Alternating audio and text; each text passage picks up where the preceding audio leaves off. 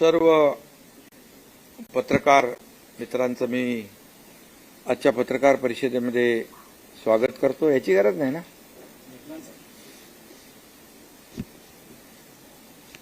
मनोज जरांगे पाटील यांचं उपोषण आज त्यांनी मागे घेतलंय, त्याबद्दल मी मनोज जरांगे पाटील यांचं मनापासून आभार मानतो त्यांचे, आणि त्यांच्या सहकाऱ्यांचे देखील आभार मानतो। आणि सकल मराठा समाजाने शासनाच्या आव्हानाला, विनंतीला मान देऊन हे जे आंदोलन होतं, उपोषण मागे घेतल्याबद्दल मराठा समाजाला देखील मनापासून मी धन्यवाद देतो। यामध्ये जे मुद्दे मनोज जरांगे पाटील यांनी आमच्या शासनाच्या शिष्टमंडळासमोर मांडले, खरं म्हणजे मी शिष्टमंडळातले माजी न्यायमूर्ती मारुतराव गायकवाड साहेब आणि न्यायमूर्ती सुनील सुकरे साहेब यांचं देखील मनापासून अभिनंदन करतो। त्याचबरोबर त्यांच्याबरोबर ॲडव्होकेट हिमांशू सचदेव आणि इतर कायदे तज्ज्ञ या शिष्टमंडळात होते, आणि त्याचबरोबर आमचे मंत्रिमंडळातील सहकारी संदीपान भुमरे, उदय सामंत, धनंजय मुंडे, अतुल सावे, बच्चू कडू, नारायण कुचे यांनी देखील मनोज जरांगे पाटील यांच्याशी चर्चा केली। आम्ही परवाच्या दिवशी मी स्वतः मनोज जरांगे पाटील यांच्याशी फोनवरून चर्चा केली होती। त्यांचे काही मुद्दे होते, त्या बाबतीमध्ये मी देखील त्यांच्याशी बोललो, आणि त्यांनी एवढंच सांगितलं की सरकार टिकणारं, कायद्याच्या चौकटीत बसणारं आरक्षण देण्यास कटिबद्ध आहे, आणि ज्या कुणबी दाखले जे आपण मराठवाड्यात देतोय, कुणबी नोंदी ज्या सापडत आहेत, जो आपला 1967चा निर्णय आहे, 2004चा GR देखील आहे की ज्या जुन्या नोंदी आहेत कुणबी, त्यांना आपण कुणबी दाखला देणं, यावर देखील खूप मोठं यश जस्टिस शिंदे कमिटीला मिळालं असं मी त्यांना म्हणालो। जवळपास 13,500 14,000 अशा प्रकारच्या नोंदी आणि दाखले ज्या नोंदी सापडल्यात, ती एक मोठी अचीवमेंट आहे, आणि त्यासाठी जस्टिस शिंदे कमिटीने देखील दिवस रात्र काम केलंय। आणि म्हणून ज्यांनी जेव्हा त्यांना आणखी यामध्ये कुणबी नोंदी सापडणार आहेत असं जे काही खात्री पटल्यानंतर त्यांनी मुदत मागितली। हेही मी मनोज जरांगे पाटील यांच्याशी बोललो, आणि मी त्यांना हेही सांगितलं की उद्या आपण जे काही निर्णय घेणार आहोत तो टिकणारा पाहिजे, तो कुठे चॅलेंज होऊ नये। यामध्ये शेवटी तुमची देखील जी काही लीडरशिप आहे, तुमचं जे देखील एका आंदोलनाचा तुम्ही नेतृत्व केलेलं आहे, ते देखील म्हणजे आणि सरकार म्हणून मुख्यमंत्री आणि माझे सर्व सहकारी यांच्याबद्दल देखील समाजामध्ये कुठलाही संभ्रम किंवा कुठलाही किंतु परंतु निर्माण होऊ नये, अशा प्रकारचं काम आपण केलं पाहिजे। ही चर्चा झाल्यानंतर काल आमचे सहकारी बच्चू कडू त्या ठिकाणी गेले होते, ते माझ्या संपर्कात होते, आणि मी आणि आपले उपमुख्यमंत्री देवेंद्रजी, दुसरे आपले उपमुख्यमंत्री अजितदादा, आम्ही सगळ्यांनी ठरवलं की सरकार शेवटी चर्चेतून आणि संवादातून हा प्रश्न, कुठलाही प्रश्न हा सुटू शकतो, आणि चर्चा करण्याची जेव्हा दोन्ही बाजूची तयारी असते त्यावेळेस चर्चेतून मार्ग निघतो। आणि म्हणून सरकारने देखील ठरवलं, आणि त्याप्रमाणे कायदे तज्ज्ञ देखील गेले, मला आणि आमचे मंत्री देखील गेले.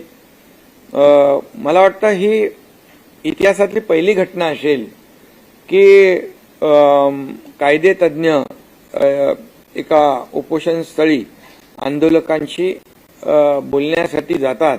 कारण गायकवाड साहेबांनी जे पहिलं आरक्षण त्यांच्याच अहवालावर आपण दिलं होतं, त्यामुळे गायकवाड साहेबांना पूर्ण याची खडानखडा माहिती होती. आणि त्यामुळे मला वाटतं आज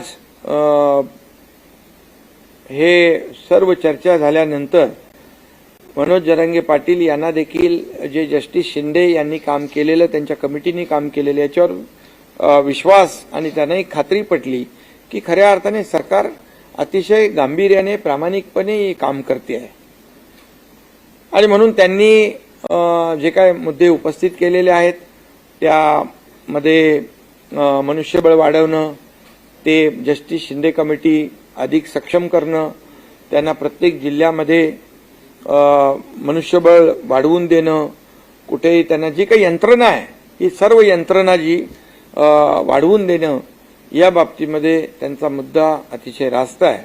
आणि त्यानुसार ज्या ज्या ठिकाणी राज्यामध्ये ज्या कुणबी नोंदी आहेत या तपासल्या जातील आणि त्यावर त्यांना कुणबी दाखले देण्याचा जो GR सरकारचा आहे त्याची अंमलबजावणी पूर्णपणे केली जाईल. शेवटी सरकार म्हणून आपण कुठलाही निर्णय असा घाई गडबडीमध्ये घेऊ शकत नाही. त्याला कायदेशीर आव्हान निर्माण होतील, ते कायदेशीर ह्याच्यावर टिकणार नाहीत. आणि मग सरकार म्हणून आम्ही कुणाची, मराठा समाजाची किंबहुना इतरही समाजाची कुणाची फसवणूक, वेळकाढूपणा फसवणूक करू शकत नाही, करणार नाही. आणि सरकार वेळकाढूपणा देखील करणार नाही.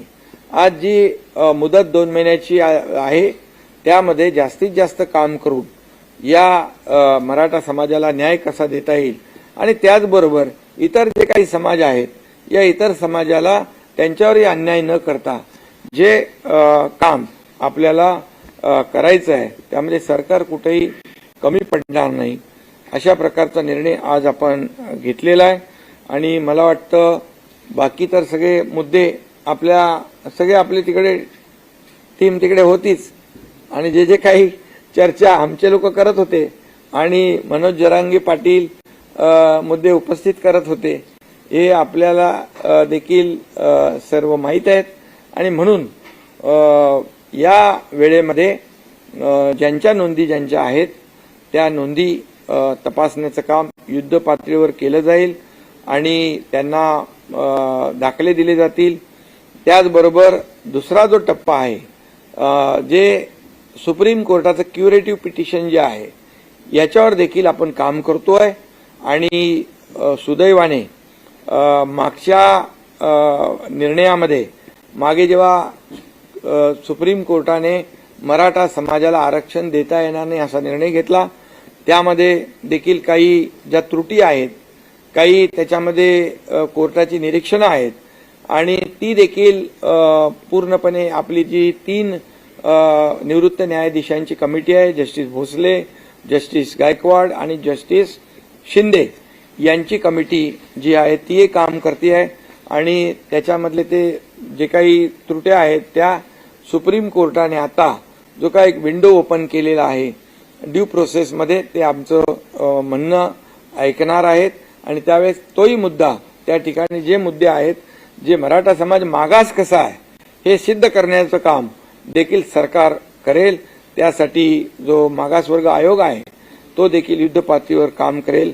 आणि ज्या पूर्णपणे त्रुटी मागच्या निर्णयामध्ये कोर्टाने दाखवून दिलेल्या आहेत त्या पूर्ण त्रुटी दूर केल्या जातील आणि ते देखील टिकणारं मराठा आरक्षण, कायद्याच्या चौकटीत बसणारं मराठा आरक्षण देण्यास देखील सरकार कटिबद्ध आहे. आणि ह्या 2 मार्गाने आपलं हे सरकार काम करेल. आणि निश्चितपणे या मराठा समाजाचं जे एकजूट आणि जे काही आंदोलन झालं यासाठी सरकार देखील पूर्णपणे या सर्व बाबींवर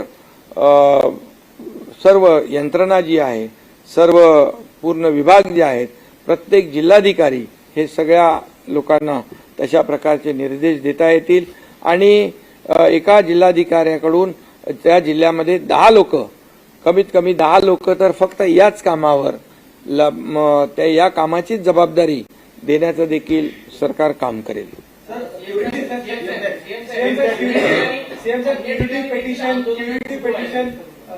पेटिशनची विंडो ओपन होणं हे सरकारसाठी एक मोठं यश आहे. यासाठी अनेक तज्ञांनी काम केलेलं आहे. त्या तज्ञांना सोबत घेऊन क्यूटी पेटिशनची विंडो ओपन एक त्याच्यामध्ये आणखी एक मुद्दा, जी काल आम्ही बैठक घेतली, सर्वपक्षीय बैठक घेतली, त्याच्यामध्ये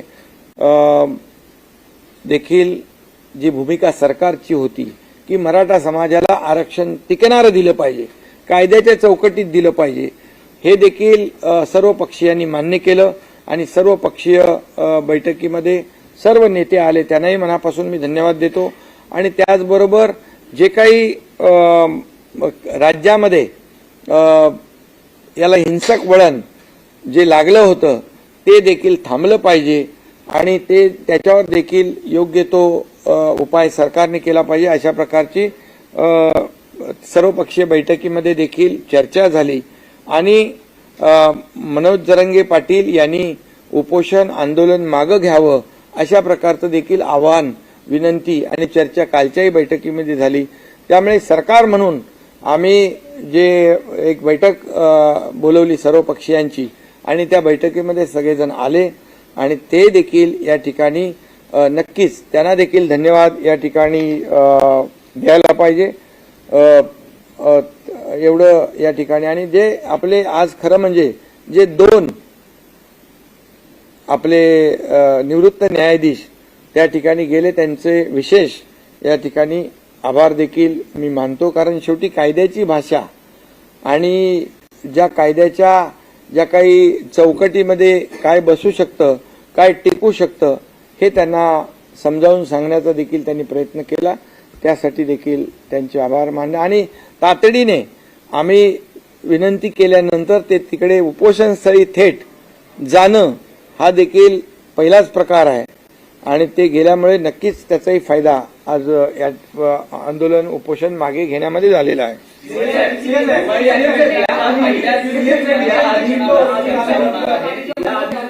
जरांगे पाटील उपोषणाला बसले होते, त्यावेळेस तुम्ही भेट दिली होती. उपोषण आंदोलन त्यांनी मागे घेतलं होतं, पुन्हा ते सुरू झालं. हा तात्पुरता दिलासा आहे, कारण त्यांनी 2 महिन्यांचा कालावधी दिलेला आहे सरकारला. जर 2 महिन्यात प्रश्न सुटला नाही तर पुन्हा मुंबईच्या वेशीवर आंदोलन झळकणार, असा त्यांनी थेट इशारा किंवा अशी त्यांनी भूमिका व्यक्त केली. नाही, आमचा प्रयत्न आहे पूर्ण, कारण याच्यामध्ये 2 महिन्यामध्ये संपूर्ण राज्यभरामध्ये जी यंत्रणा आहे, जिथे जिथे जुन्या नोंदी आहेत ते शोधण्याचं काम आमचा जो काही ही टीम जी आहे शिंदे समितीला आम्ही पूर्णपणे स्ट्रेंथन करतोय, त्यांना मनुष्यबळ वाढवून देतोय. प्रत्येक जिल्ह्यामध्ये आवश्यक ज्या काही बाबी आहेत ते आम्ही करून देऊ. आणि त्यामुळे विश्वास आहे की हे काम पूर्ण होईल आणि त्याचं डे टू डे जे काय अपडेट आहे, जे काय प्रोग्रेस आहे, तो देखील जरांगे पाटील, मनोज जरांगे पाटील त्यांनाही आम्ही सांगितलंय की तुम्ही देखील या कमिटीमध्ये आवाहन केलं, विनंती केली की तुमचेही लोक या कमिटीमध्ये असतील तर तेही देखील काही सूचना करू शकतील, काही त्याच्यामध्ये आणखी काही उणिवा असतील तर त्या आम्ही दूर करू शकतो सरकार म्हणून. त्यामुळे मला वाटतं एक अशा प्रकारची वेळ येणार नाही. क्युरिटी पिटिशनची विंडो ओपन होणं सरकारसाठी एक मोठं यश मानलं जातं आणि एक पहिलं पाऊल आहे आरक्षण, टिकणारं आरक्षण देण्यासाठी. पण यामध्ये अनेक तज्ञांनी काम केलेलं आहे. तर सुप्रीम कोर्टात क्युरिटी पिटिशनच्या माध्यमातून टिकणारं आरक्षण देण्यासाठी सरकार यांना एकत्रित घेणार का आणि कसे पाऊल उचलले जाणार? बिलकुल. ज्यांनी पूर्वी आरक्षण देण्यामध्ये काम केलेलं आहे, पूर्वी जसं देवेंद्रजी मुख्यमंत्री होते त्यावेळेस आपण आरक्षण दिलं, हायकोर्टामध्ये ते चॅलेंज झालं, पण हायकोर्टामध्ये टिकवण्यासाठी ज्या ज्या लोकांनी, ज्या सिनियर काउन्सिल असतील, तज्ज्ञ असतील, या सर्वांनी मदत केली आणि हायकोर्टमध्ये टिकलं. दुर्दैवाने सुप्रीम कोर्टामध्ये ते रद्द झालं. पण अशा वेळेस या सर्व टीमला त्यांचं सहकार्य आम्ही नक्की घेऊ आणि विश्वास आहे, कारण याच्यामध्ये जस्टिस भोसले आहेत, जस्टिस गायकवाड आहेत, जस्टिस शिंदे आहेत आणि निरगुडे आहेत. हे सगळे जे लोक आहेत, ही पूर्वीच्या आरक्षण देण्यामध्ये ज्यांनी मुलाचा सहभाग घेतला, त्याचा मुलाचा वाटा होता, अशी लोक आणि आणखी जी सिनियर काउन्सिल म्हणून जे सरकारच्या वतीने सुप्रीम कोर्टामध्ये क्युरेटिव्ह पिटिशनवर काम करतील त्यांना देखील ही सर्व मंडळी टीम काम करेल. एक तर आम्ही कमिटी जाहीर केलेली आहे, जस्टिस भोसले कमिटी, ती सरकारला देखील मार्गदर्शन करेल आणि क्युरेटिव्ह पिटिशनच्या संदर्भात देखील जे काही आवश्यक आहे त्याची ते मदत करतील. जस्टिस शिंदे कमिटी आहे त्याला देखील ती मदत करेल. म्हणजे दोन बाजूनी आपण हे न्याय देण्याचं काम करतो. आंदोलन मोठ्या प्रमाणात झाली होती. जे गंभीर स्वरूपाचे गुन्हे नाही आहेत ते मागे घेण्याचा सरकार विचार करणार आहे. गंभीर स्वरूपाचे जे गुन्हे नाहीत आणि जे लोकशाहीमध्ये आपण आंदोलन ज्या पद्धतीने करतो असे जे काही गुन्हे आहेत ते आमच्या शिष्टमंडळाने त्यांना शब्द दिलेला आहे. सरकार देखील जे अगोदर म्हणजे जरांगे पाटील जेव्हा अगोदरच्या वेळेस उपोषणाला बसले होते त्यावेळेस देखील काही गुन्हे दाखल झालेले आहेत. त्यांची गुन्ह्याची पडताळणी करून आपण ते गुन्हे महत्वाचा प्रश्न होता तो कायदा सुव्यवस्थेचा आणि काही मराठा समाजाचे जे लोक होते ते आत्महत्या देखील करत होते. आजही अनेक ठिकाणी आंदोलन सुरू आहेत आणि आत्महत्येचे प्रमाण सुरू आहे. त्या संदर्भात नाही, मी तर यापूर्वी देखील आवाहन केलंय, विनंती केली आहे. खरं म्हणजे मराठा समाजाचे तरुण सरकार प्रामाणिकपणे काम करत असताना सरकार नकारात्मक असतं तर हे पाऊल उचलणं ठीक होतं.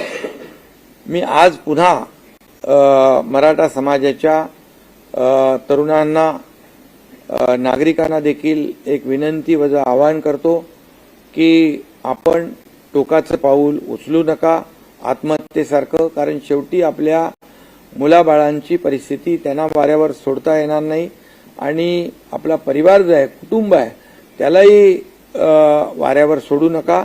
आणि सरकार पूर्णपणे मराठा समाजाला आरक्षण टिकणारं, कायद्याची चौकटीत बसणारं देण्यास कटिबद्ध आहे, जबाबदारी आहे आणि त्याप्रमाणे आम्ही कामही करतोय. त्याचे रिझल्ट देखील आपल्या समोर आलेले आहेत.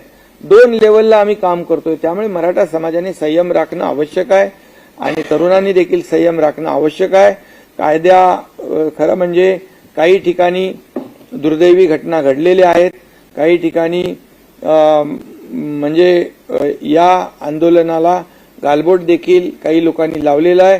परंतु मनोज जरांगे पाटील यांचं म्हणणंच आहे की जे कोणी अशा प्रकारचे ज्यांनी गुन्हे जाणीवपूर्वक केलेले आहेत, म्हणजे जाळपोळीच्या घटना असतील, तोडफोडीची घटना असतील, लोकांवर हल्ले असतील, तर ते मराठा समाजातले आंदोलक होऊ शकत नाहीत. त्याच्यावर नक्की पोलीस आणि गृह विभाग जो आहे तो काम करतो आहे. कायदा सुव्यवस्था राखणं हे देखील सरकारचं, शासनाचं काम आहे आणि त्याला सहकार्य करणं हे देखील आंदोलक कोणी असतील, नागरिक कोणी असतील त्यांचंही काम आहे. दिवाळी अधिवेशनाच्या पहिल्या दिवशी मराठा आरक्षणासंदर्भात चर्चा करावी अशी देखील मागणी केली आहे. हा, बिलकुल चर्चा काय, आता चर्चा आपण तर कामच करतोय, चर्चेला काही बंदी नाहीये. आणि जे काही आपण सरकारची भूमिका प्रामाणिक आहे, सरकारचा हेतू प्रामाणिक आहे आणि त्या प्रामाणिकपणेचं उदाहरण देखील आपल्याला जस्टिस शिंदे कमिटीच्या माध्यमातून मिळालेलं आहे. त्यामुळे सरकार संपूर्णपणे कुठल्याही परिस्थितीमध्ये सगळ्या बाजूने सरकार तयार आहे. मराठा समाजाला सरसकट कुणबी प्रमाणपत्र किंवा सरसकट आरक्षण द्यावं ही जरांगे पाटलांची प्रमुख मागणी आहे. नाही, तुम्ही असं कुठेतरी भरकट होऊ नका. कारण जे आता त्यांनी सांगितलेलं आहे की ज्यांच्या नोंदी आहेत कुणबी त्यांना तुम्ही तात्काळ युद्ध पातळीवर दाखले देण्याचं काम करा आणि या बाबतीमध्ये प्रत्येक जिल्ह्यामध्ये 10 लोक अधिकचे द्या आणि हे काम युद्ध पातळी 2 महिन्यामध्ये पूर्ण करा आणि तशा प्रकारचं आश्वासन आमच्या लोकांनी दिलेलं आहे.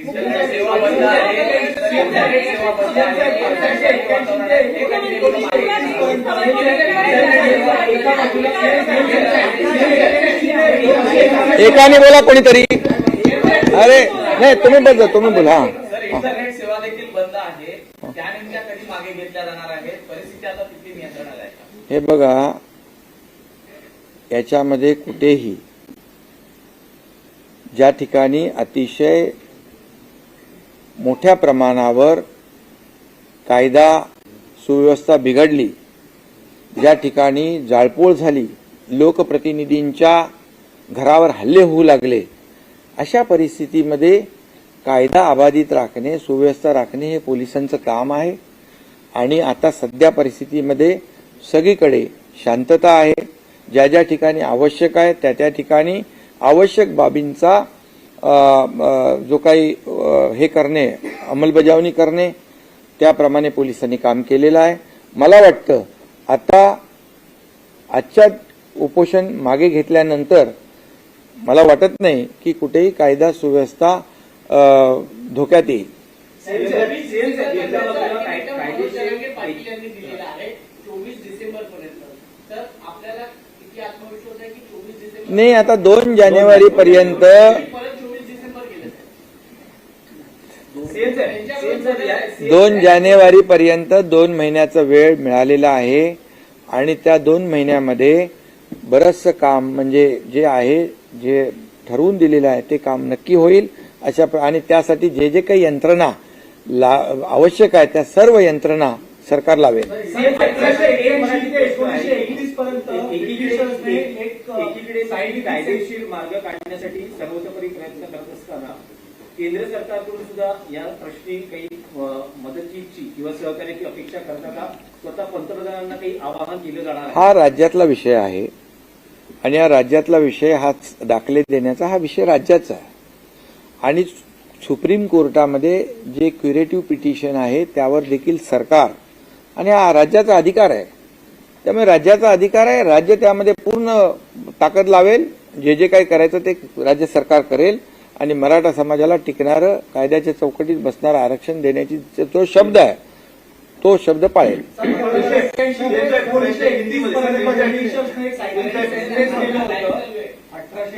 ते 1921 पर्यंत ब्रिटिशांनी सायंटिफिक सेन्सस केलं होतं. त्याचे गॅजेट्स आता अवेलेबल असतात. आता ह्याच्यामध्ये जस्टिस शिंदे काम करते. त्यांनी त्याचं काम दाखवलंय. 13,500 दाखले कुणबी नोंदी मिळालेल्या आहेत. त्यामुळे त्यांना विश्वास आहे.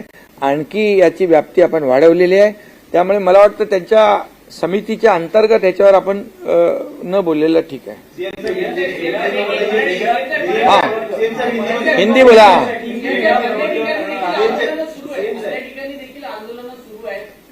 ठीक आहे, आता आंदोलन जे आहेत, आजचं उपोषण मागे घेतल्यानंतर सगळ्यांनाच आवाहन केलेलं आहे की आज सगळ्यांना मी आवाहन करतो, विनंती करतो. समोर दिवाळी आहे, मुलांच्या शाळा आहेत, सगळेच आज संकटात आहेत. तुमची पत्रकारांची पण दिवाळी आहे, सगळ्यांचीच आहे. त्यामुळे तुम्ही पण जरा मी पुन्हा एकदा सांगतो की हा लोकशाहीतला चौथा स्तंभ आहे. जशी सरकारची जबाबदारी आहे राज्यामध्ये शांतता, कायदा सुव्यवस्था राखणं, तशीच देखील आपल्या सगळ्यांची आहे.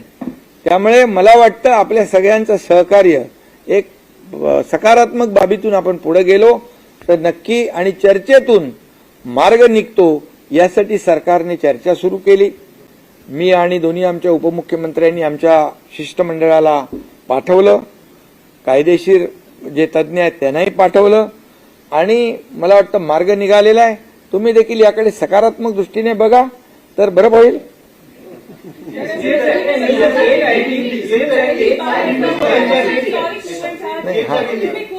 महिला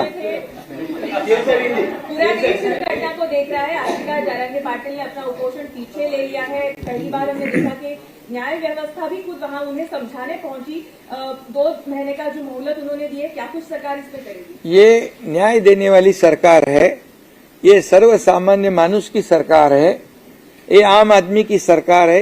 ये जाहिर हुआ है आज. सरकार ने किसी भी बात का ईगो नहीं रखा. सरकार और न्याय व्यवस्था जिन्होंने पहला आरक्षण दिया था, गायकवाड़, जस्टिस गायकवाड़, वो खुद जस्टिस सुकरे और हमारी टीम को लेकर वहां पहुंचे. ये पहली बार हुआ है. ये पहली बार हुआ है. और जब मैंने मनोज जरंगे पाटिल जब उनसे बात की, बात करने के बाद जब चर्चा शुरू हुई, हमारे सहयोगी बच्चू कडू वहां गए कल, उनसे वार्तालाप हो गया. इसके बाद जो जो आवश्यक चीजें थी उनको समझने की, कानून के दायरे में क्या हो सकता है, लीगली क्या हो सकता है, इसलिए मैं इनको, हमारे जस्टिस गायकवाड़, जस्टिस सुक्रे साहब को और उनके दूसरे हिमांशु सचदेव, इनको धन्यवाद देना चाहता हूं कि हमारी विनती के अनुसार वो वहां पर पहुंचे। ये पहली बार हुआ है और इससे साबित होता है कि ये सरकार जो है कोई भी अड़ेल भूमिका नहीं लेती है। ये सरकार सकारात्मक काम करना चाहती है और सभी लोगों को विश्वास में लेकर निर्णय लेना चाहती है। ऐसा काम करने का तरीका हमारी सरकार का है और इसलिए चर्चा हुई, हमारे मंत्री वहां पर गए और पहले तो ये कानून मतलब जो न्याय व्यवस्था जिनको पता है वो टीम पहुंची, उन्होंने उनकी जो प्रश्न थे, जो शंका थी, उसे दूर करने का काम किया और फिर हमारी दूसरी टीम वहां पर मंत्री जी की गई और इसमें से अच्छा एक आउटकम आया है। ये मनोज जरंगे पाटिल, इन्होंने अपना अनशन उपोषण जो है पीछे लिया है। मैं उनको धन्यवाद देना चाहता हूं और मैं उनके सहयोगी जो है उनको भी धन्यवाद देना चाहता हूं। पूरे सकल मराठा समाज को भी धन्यवाद दूंगा क्योंकि सरकार ने जो उनको आह्वान किया था, उनको अनशन पीछे लेने का, आंदोलन का पीछे लेने का आह्वान, विनती की थी, इसलिए उनको भी मैं बहुत बहुत धन्यवाद देना चाहता हूं। और कल जो सर्वपक्षीय सर्वदलीय बैठक हुई उसमें भी एक मत हो गया कि ये सरकार जो कानून के दायरे में बैठने वाला टिकाऊ जो आरक्षण देना है उसके ऊपर एक मत हुआ और मनोज जरंगे पाटिल जी ने आंदोलन पीछे लेना उस पर भी एक मत हुआ है और कानून व्यवस्था राज्य में बनाए रखने की आवश्यकता है इसमें भी एक मत हुआ। इसलिए मैं सभी विपक्ष दलों के नेताओं को भी धन्यवाद देना चाहता हूँ।